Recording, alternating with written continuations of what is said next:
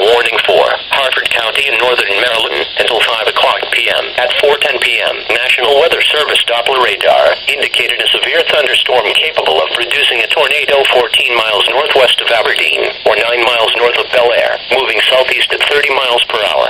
Locations impacted include Perryman, Aberdeen. Take cover now. Move to an interior room on the lowest floor of a sturdy building and avoid windows. If outdoors or in a mobile home or vehicle, move to the closest substantial shelter and protect yourself from flying debris.